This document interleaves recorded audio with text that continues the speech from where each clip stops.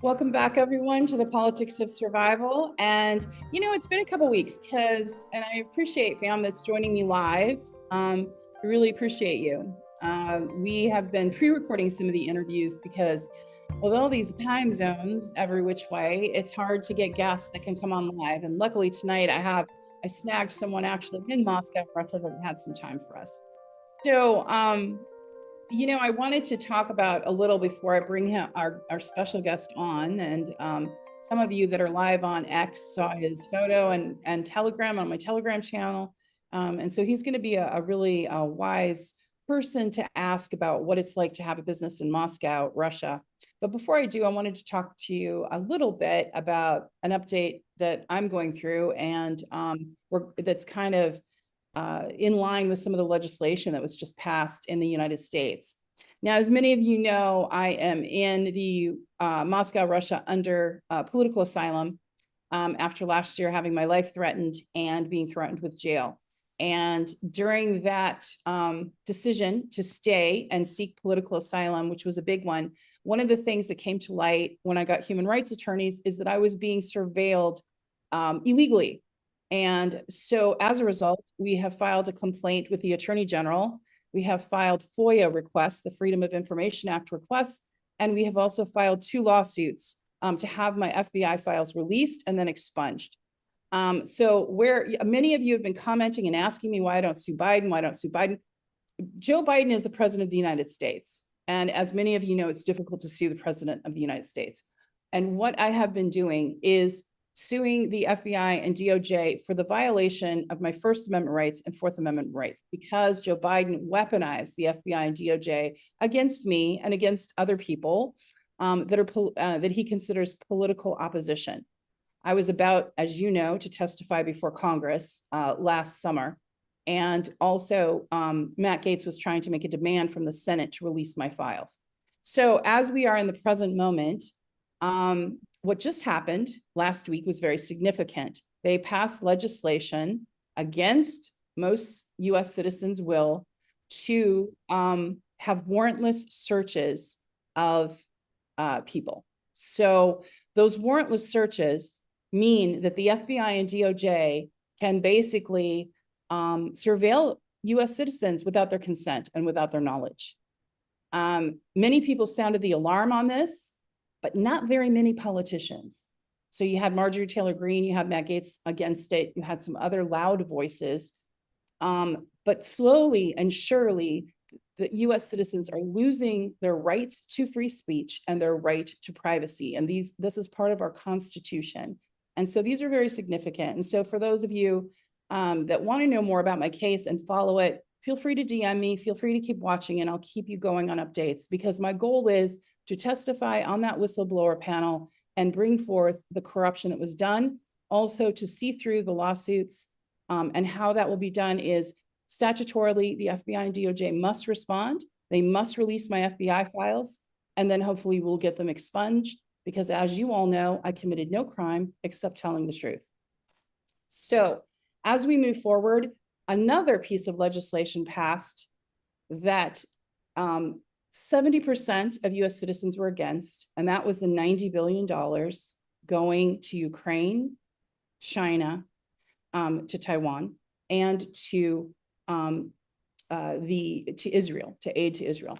So of that $90 billion, of course, Zelensky was yelling and screaming. He wanted the whole thing. It shouldn't have been divided because in this money laundering proxy war that the US and NATO is fighting against Russia, a lot has been skimmed off the top. The Pentagon just flunked their 6th audit. Trillions of dollars are literally missing from the defense budget and are unaccounted for, billions in Ukraine.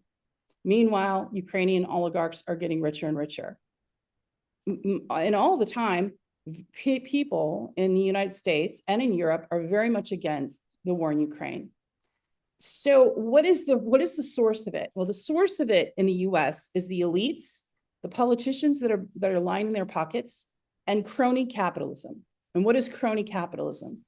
That's when capitalism runs amok and a few elites get most of the wealth of their nation or region, and the working class are left behind.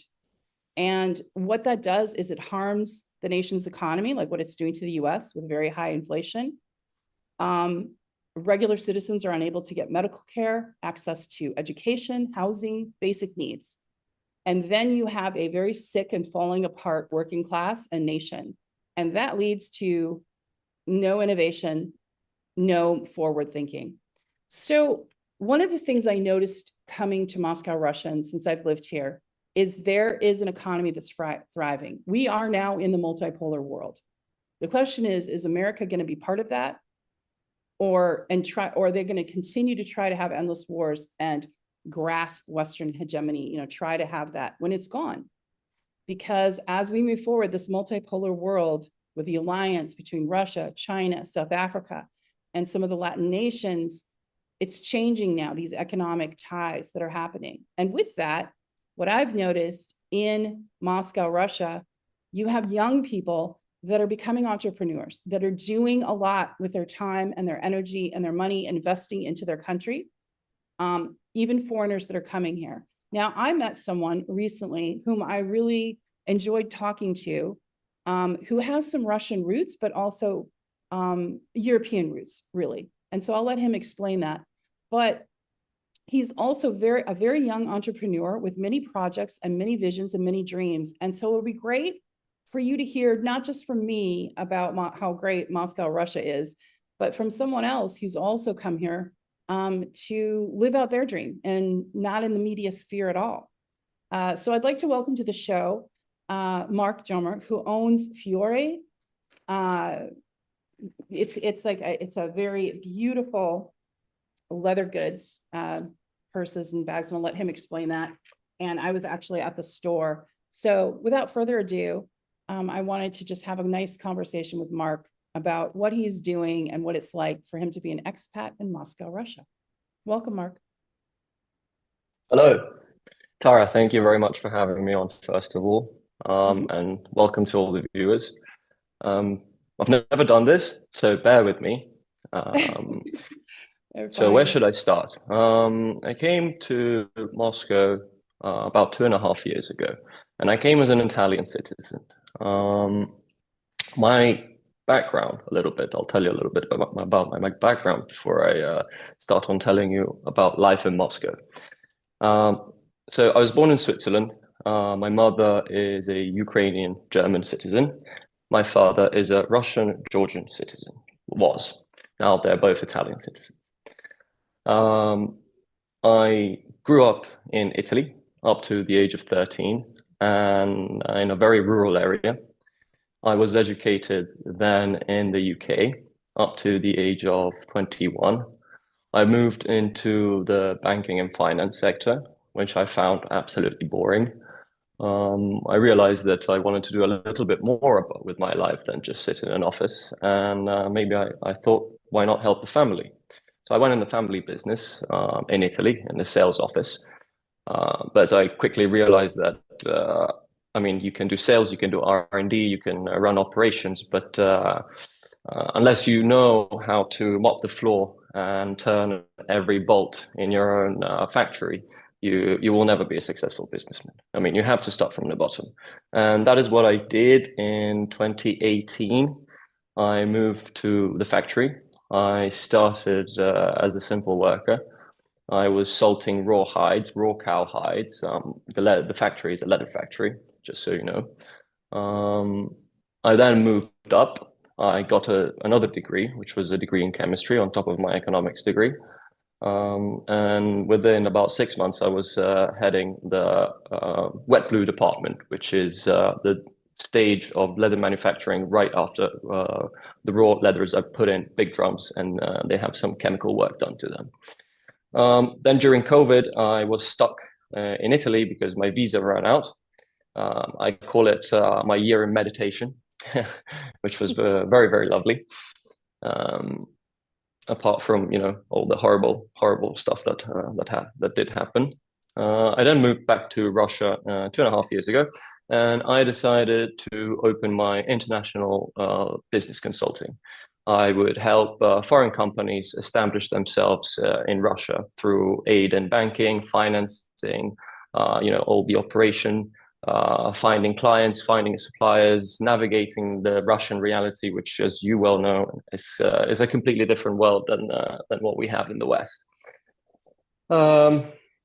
With that, I'm actually not the owner of Fiore. I really wanna stress that. I am the chairman of Fiore Bags. My cousin is the owner of Fiore Bags, along with my other cousin. They are two brilliant minds, as you well saw. They did an absolutely amazing product. They have 4 stores right now in Russia and over about, I think, nearly 400,000 followers on Instagram. I'm sure you can check it out later down below in the links. Yeah, actually, Reade, yes, if you don't mind, while he's talking about Fiore, if you could show the little video that we did without the sound, actually. The little video we did at a shop yesterday without the sound, that would be great. So Mark, yeah, there you are.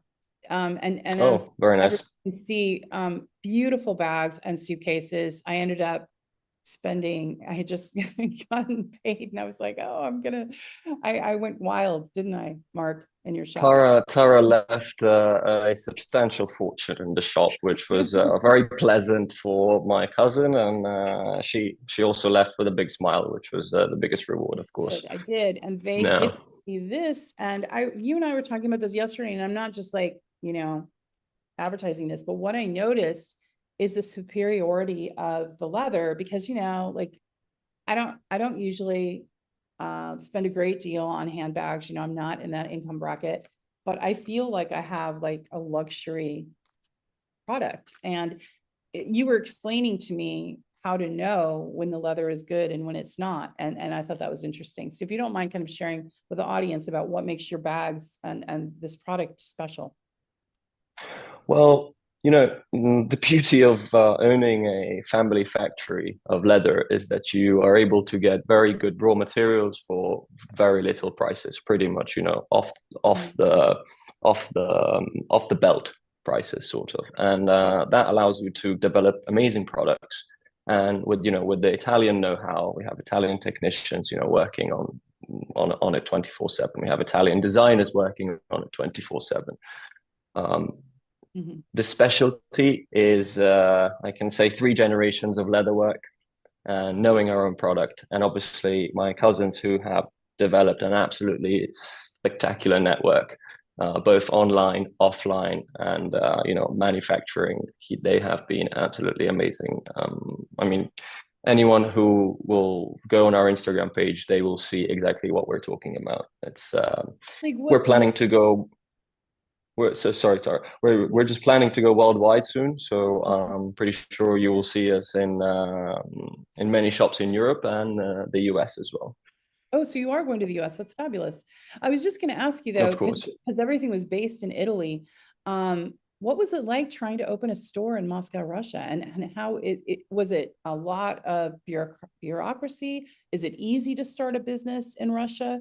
And I think that's kind of what the viewers know. We kind of know now a little bit about your product, but what's it like to try to run a business here in Russia? Well, funnily enough, you would think that it's very difficult to run a business in Russia, but the barriers of entry for small businesses are incredibly low, almost non-existent, I would say. The beauty of the Russian government is that Russia is a region rich in resources. I mean, it's the richest region on Earth, at least in the Northern Hemisphere. And that allows the citizens to be a lot freer from taxation, from government regulation, and all the things that arise from that. I'll give you a brief example. Our taxation, we pay up to 15% on income tax, 8% if you're a sole proprietor. I mean, that's absolutely nothing compared to Italy, which is, goes up to 45, 50%. And what about US? The government? Do you know? I believe the US is about 20, 25%. Up to 30 maybe, but I might be wrong. I think the UK is also very, very high. I mean, up to the 40s for sure. Yeah. But it's not just about the taxation. the big guys, the guys who control the country, the guys who run the country, they're happy owning the resources, and they get what they need from the resources. In Europe and in North America and other countries which have been well developed, they don't have the resources. So what they have to do is go into their citizens' pockets and take money from there to finance the country. So to any entrepreneur who wants to move or establish a business, I really, really recommend moving to an OECD country where you can really, really, really do a lot with minimal starting capital. And I mean, up to $5,000, you can really do a lot, and nobody will come and check what you're doing. They won't come check your pockets. I mean, if you're earning up to $100,000 a year, nobody comes and checks. I'm talking here exclusively about Russia, because the rich are already getting rich and richer from existing sources of revenue, like resources like oil, gas, gold, energy. Right now, crypto mining is it's huge. The electricity prices in Russia are very low, the lowest that you can get. You have the cheapest gas, put a gas generator up, put an infrastructure for a Bitcoin farm, and sell the hosting to the US for 3-4 times the price. I mean, people do buy that in the US and in Europe, just to get into this new business model. So it's an incredibly fertile country, and I really, really recommend. Crypto is now legal in Russia too, and many people thought it was illegal in Russia, but it's actually legal now in Russia. Is that true? Well, actually, in the past month, there have been huge movements towards actually not legalizing, but formulating laws around it, because before there weren't any laws. So it was a sort of gray area where, since it's such a new market, it's not regulated, and it was very difficult. But right now, the Ministry of Finance has started to regulate the crypto market in Russia, which, honestly, from the looks of it, it won't have that big of an impact, especially in the mining side. We will see in the service side and everything else how it will play out soon. With the BRICS coin launching, with the BRICS backed gold-backed coin launching soon. That will be very interesting how that will play out. Yes, that will. It's very interesting.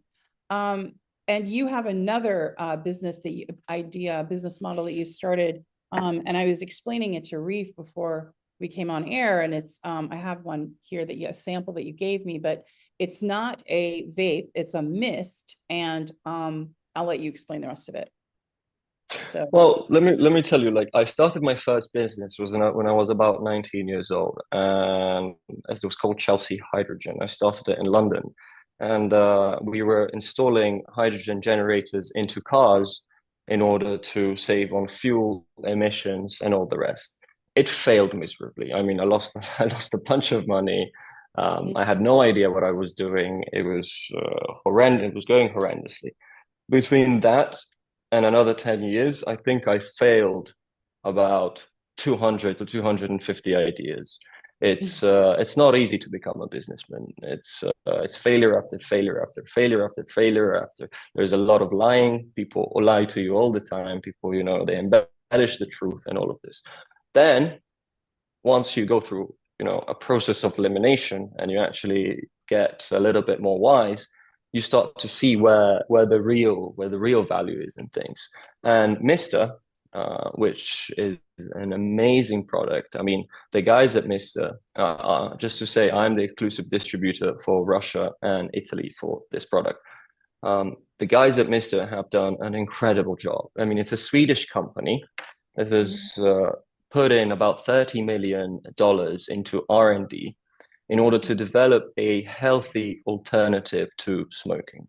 And that sounds very strange, right? Because the healthiest thing you can do is just breathe air. Yeah. We know that.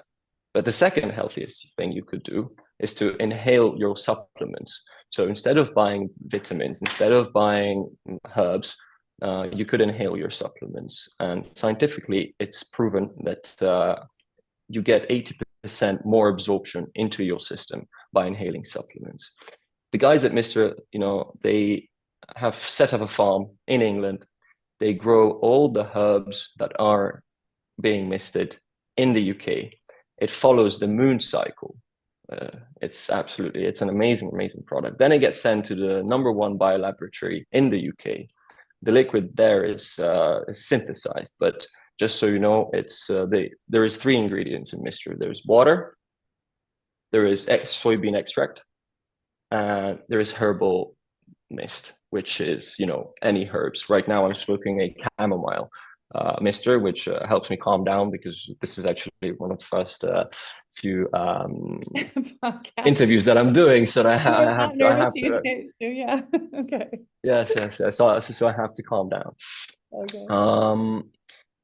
Then obviously, these guys we're doing it in the millions of units. So the liquid gets put on a plane, shipped to our lovely dear China, where it's all manufactured and then shipped out throughout the rest of the world.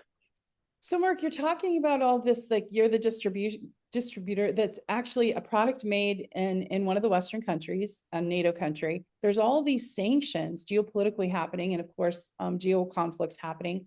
Is that impacting your ability to be an entrepreneur, or are you able to navigate through it? Or is it actually giving an injection of innovation and freedom? I mean, how is it for you? Well, I will tell you, I believe that this